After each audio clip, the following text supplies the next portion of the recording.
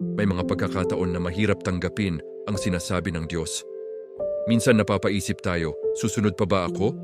O lalayo na? Today's devotional, mananatili ka ba kay Jesus?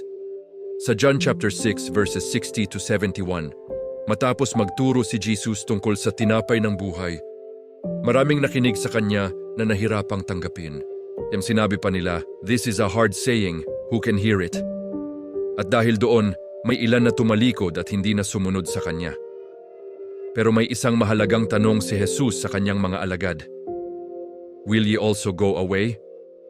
Ang sagot ni Peter ay simple, pero puno ng pananampalataya. Sa buhay natin, may mga pagkakataon na hindi natin agad nauunawaan ang plano ng Diyos. May mga panalangin na parang hindi nasasagot. May mga sitwasyon na tila mahirap tanggapin. Minsan parang gusto na rin nating umatras. Pero tandaan natin ang sagot ni Peter. Lord, to whom shall we go? Thou hast the words of eternal life. Ibig sabihin, kahit hindi pa malinaw ang lahat, alam niyang kay Jesus lang may buhay. Hindi dahil madaling sundin si Jesus, kaya tayo nananatili. Nananatili tayo dahil siya ang may buhay na walang hanggan.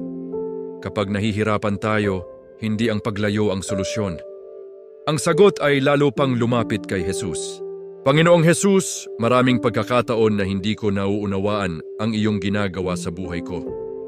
Pero ngayon pinipili kong magtiwala.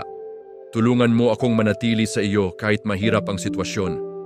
Ikaw lamang ang may mga salita ng buhay na walang hanggan. Sa iyo ako lalapit at sa iyo ako mananatili.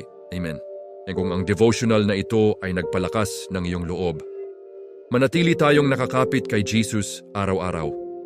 At kung kailangan mo ng paalala ngayon, kay Jesus lang may tunay na buhay. Magkita tayo muli sa susunod na daily devotional.